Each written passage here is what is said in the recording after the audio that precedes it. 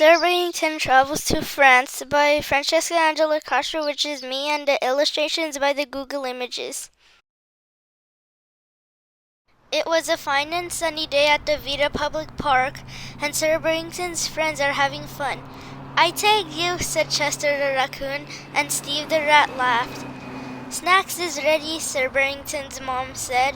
Everybody is having so much fun when all of a sudden Sir Birdington asked, "Have you been to France?"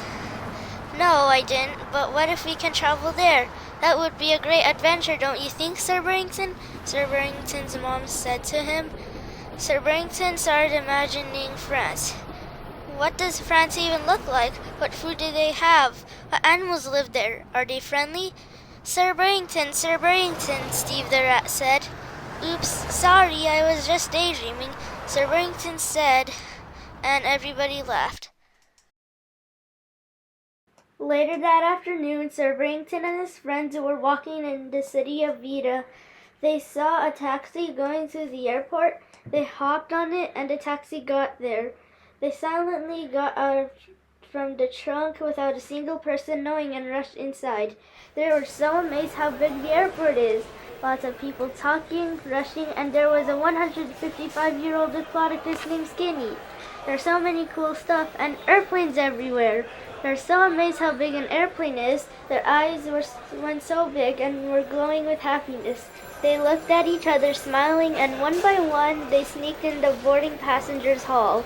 "Flight 395 going to France is now boarding. Please proceed to the boarding aisle," the loudspeaker shouted. "Always wanted to go to France," Sir Birdington daydreamed. Then Chester added, "Maybe we'll go there someday." They went on an escalator and slipped, and they even fell on suitcases and luggages. "Whoa," they all said surprisingly, and Sir Birdington sighed. "Here we go again." The suitcases were being carried by an airport assistant and puts the suitcases and luggages in the right place. The luggages were thrown in and landed with a big loud whump. Sir Birdington was surprised. His friends were separated because Zephyr, Victor, and Sir Birdington were on the overhead locker, and Chester, Steve, and Roger were at the cargo hold. The plane was still moving, and Sir Birdington and Chester wondered, "Why are we in an airplane?" Then they heard the pilot said, "Buckle your seatbelts because we're going to have a bumpy ride to France." Sir Birdington and the group were surprised because they're going to France. Sir Birdington didn't even know in the first place, and a sign appeared on the screen. Later on, they need to find food and water because the group and Sir Birdington are hungry and thirsty. "I'm starving," said Zephyr the snake. "Want to munch on some fresh grass," said Roger the turtle. "I would love some cheddar cheese," said Steve the rat. "We need to find food or else we'll starve to death," Sir Birdington and Chester said. Steve, Chester, and Roger looked for food by using their sense of smell. And Sir Birdington, Zephyr, and Victor also looked for food too. The pilot said, "We are now landing," and the group hid in the suitcases and luggages while the flight attendant passed the bags to the passengers. When the flight attendant was done, Sir Birdington's group opened the bag while the people are busy doing their own thing and sneaked out from the luggages. They found each other happily and hugged one another. "But I'm still starving," said Steve the rat. "Don't worry, we'll find food in no time, I'm sure," Sir Birdington said assuringly. Then Antoine the chicken saw them and said, "Bonjour, je m'appelle Antoine." "What is he saying?" said Victor the bat.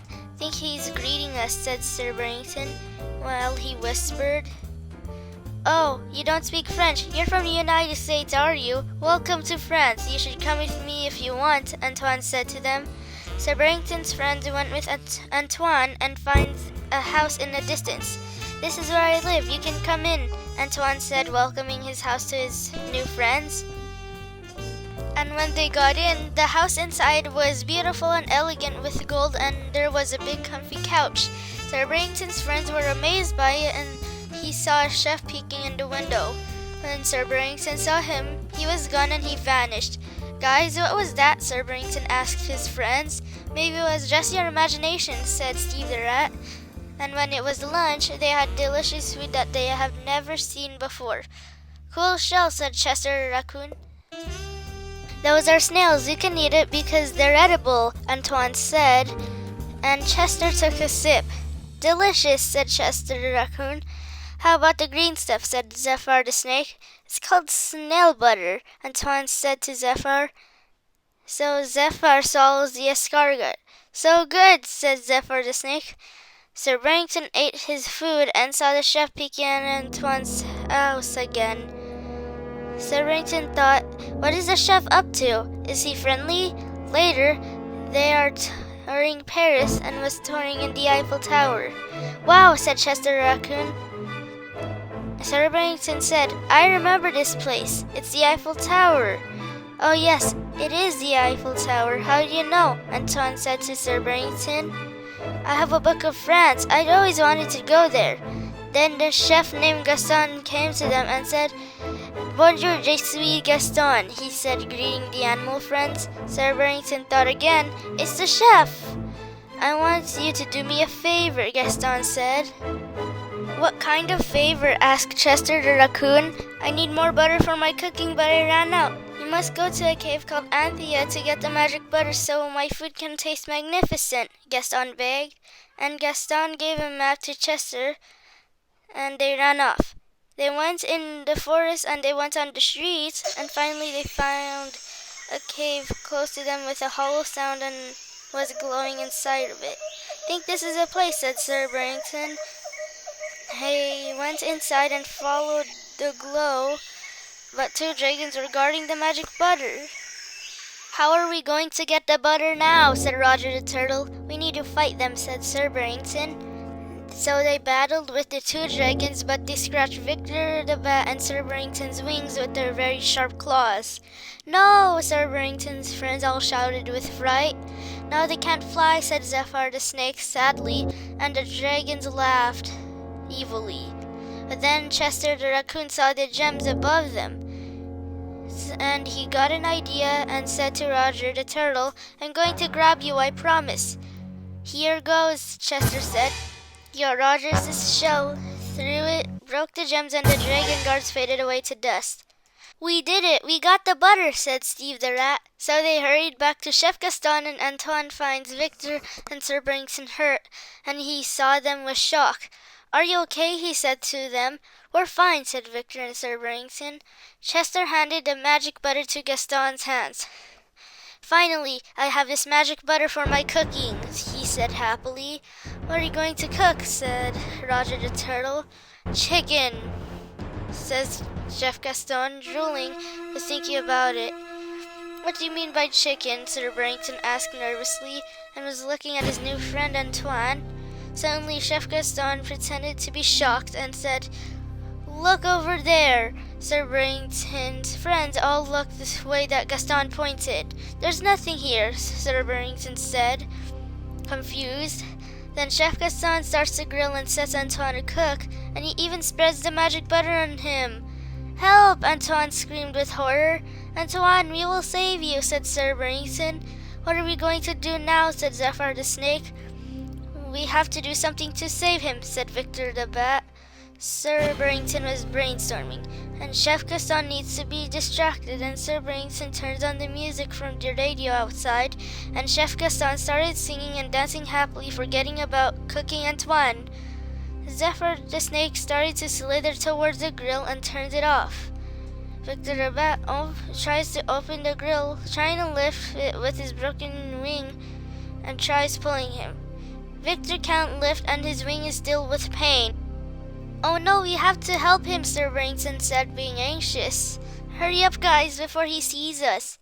They tiptoed, and Roger the turtle stepped on a stick. Not again, he said with a sigh. Chef Gaston noticed this sound and said, Where do you think you're going?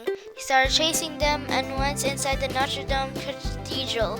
They ran around the church, going at the very top of the roof. Oh no, there is no other place to go, said Antoine. Think this is it for me. Ha ha ha, you guys cannot stop me. I will get you, Antoine. Chef Gaston laughed evilly, had an evil grin on his face. Sir Barrington was protecting his friends and avoided the broken floorboard. And Chef Gaston didn't notice the broken floor when all of a sudden the floor broke down and his feet was stuck. Uh-oh, said Gaston. and the broken floorboard hole got bigger and Chef Gaston fell. The group looked at the chef as he fell down the church. Thank you guys for saving me. I owe you a lot. Antoine was proud of his new friends and Sir Birdington too. Just did what we have to do for a friend, said Sir Birdington. The friends went to a French airport and find a plane back to the United States. Well, I guess it's time for us to go home, said Zephyr the snake. Leave it to me, guys. I know a way, Antoine said, blinking one eye. Back at the Vita Public Park, Sir Birdington's friends are sitting down on a bench while having snacks and remembering what had happened in France. What an adventure that was, said Steve the Rat, while munching on a cheese sandwich.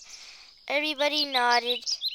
It was so much fun and exciting seeing France and meeting a new friend, Sir Birdington said while he was gazing up the sky and looking at the stars.